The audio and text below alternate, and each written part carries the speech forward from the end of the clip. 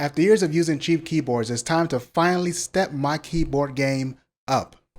The whole point of my office upgrade was to combine my office and my personal setup together. What this meant is I needed a good keyboard and mouse to use on both my PC and my MacBook, and preferably they needed to be wireless. Now you see my mouse of choice, you can check the cards up above for that, but it's now time to talk about the keyboard I chose. And that would be one that's been around for quite some time, the Logitech G613. Let's get into it.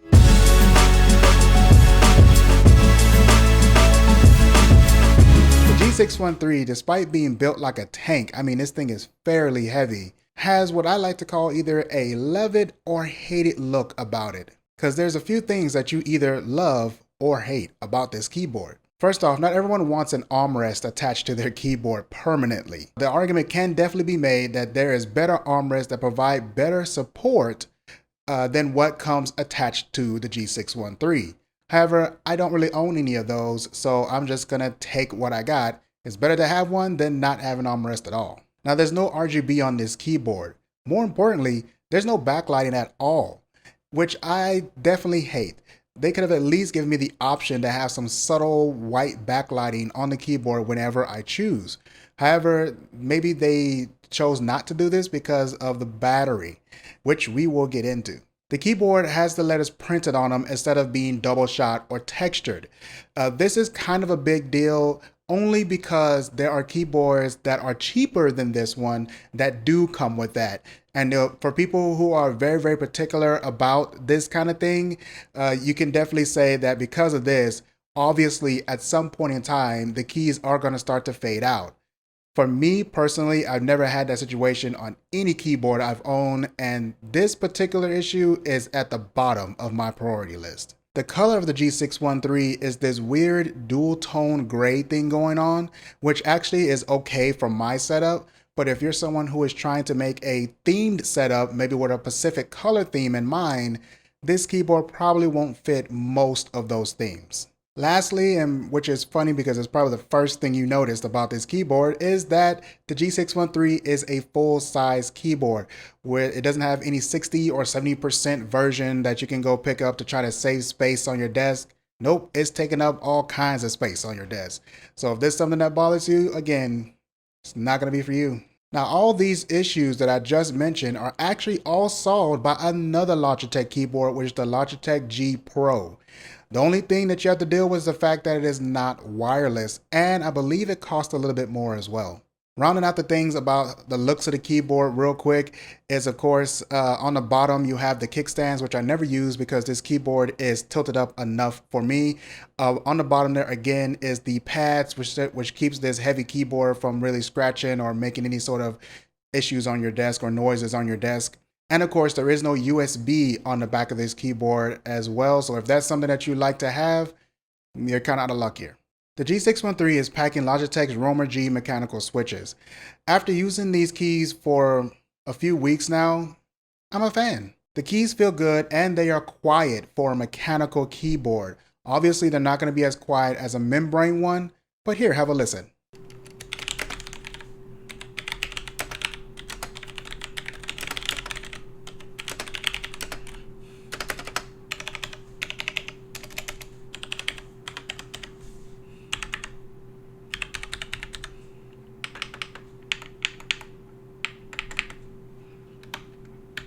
There's also a fair bit of media and macro keys on this keyboard. For those of you who love to use macro keys, you have something there for you. And for people like me who love media keys, there's definitely something for you. And I do actually like the fact that the play button does indeed play and pause any sort of media or video, including your YouTube videos that happen to be playing on your PC or Mac. Oddly, there's no indicator for the numlock key, which I'm thinking is one of those things they omitted in order to hit their strict battery goal, because there definitely wasn't any lack of space to put it. And speaking of battery, it is 18 months on 2 AA batteries is what this keyboard will get you. The software that comes with the keyboard does have a battery indicator on there, and I've barely put a dent in it after over a month of use. Now, Logitech has what it's calling its Lightspeed wireless technology on this keyboard. That means that the keyboard has a response time of 1 millisecond or less. And I'm just gonna have to take their word for it. From my experience on whether I'm on my PC or Mac, the keyboard is pretty fast. I have no issues with lag or delay when hitting the keys to actually seeing the movement on the screen. And you guys know from my streams, I play a fair bit of games that requires a pretty fast response time from the keyboard. Okay, I'm gonna jump in here real quick with a little bit of an editor's note. So on the topic of the Lightspeed wireless, I just want to make it quite clear because I wasn't very clear on it myself when I actually bought the keyboard.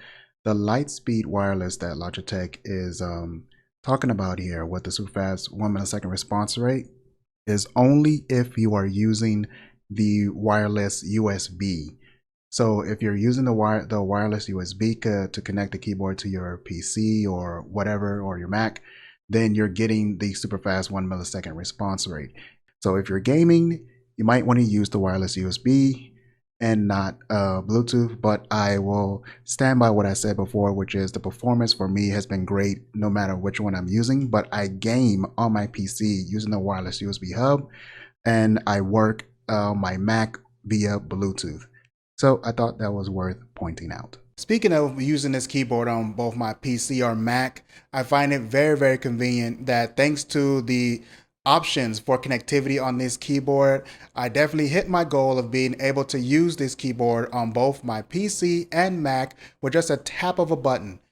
And then to top it off, I decided to take things a little bit further and get a USB 3 switch. That way I can also use my keyboard and mouse on my Linux dev laptop. So with all that combined, I'll now have 3 computers that I can use the same keyboard and mouse, which brings us to our conclusion. With the Logitech G613, I've pretty much hit my goals and exceeded them. It's a solid keyboard with fast and flexible connectivity. It feels great to type on. And of course, most importantly than everything, you guys know for my budget peeps, this keyboard is less than $100, which puts it right in line for many small budgets. I hope you guys did like this video and my review of the Logitech G613. If you did, please go ahead and get down there, comment, subscribe, hit the like button. I will have more tech videos coming for you soon, and of course, more streams. You have a good one. Bye.